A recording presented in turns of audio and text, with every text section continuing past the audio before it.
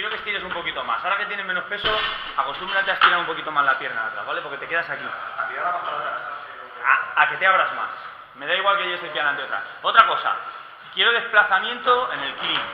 Desplazamiento lateral de piernas. Exactamente igual, pero desplazando. Más, quiero que desplaces más. Quiero que me abras más todavía. Estás haciendo esto nada más. ¿Ok?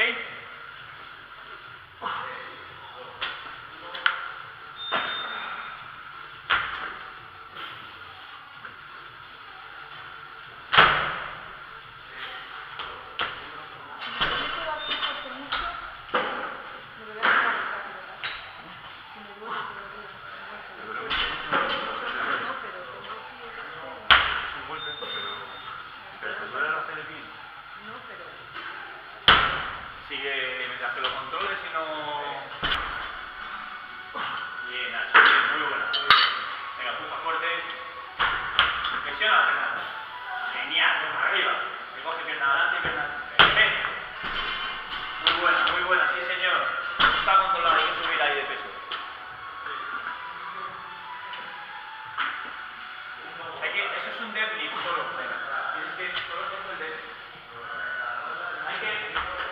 No te tienes que empujar hacia arriba. Eso es. Es a controlar todo tu cuerpo y hacer toda tu vida con esto apretado. Si tú haces todo con esto apretado y te acostumbras a respirar, a andar, a trabajar, a tirar, a hacer esto, a hacerlo... Todos los estiramientos, que la parte de equilibrio. Pero que el yoga está más Sí, pero enfocado me refiero a que general. tú estires las partes de equilibrio que se trabajan. Yo no quiero que trabajes equilibrio. No, que me refiero que aprendes a controlar los... Trabajar pilates es simplemente... Ya, muchas veces me dice la gente que claro, es que le veo así, pero bueno. La práctica, flexiona atrás. Te vas a grabar a partir de ahora los jerks de lado. Te vas a grabar los jerks de lado.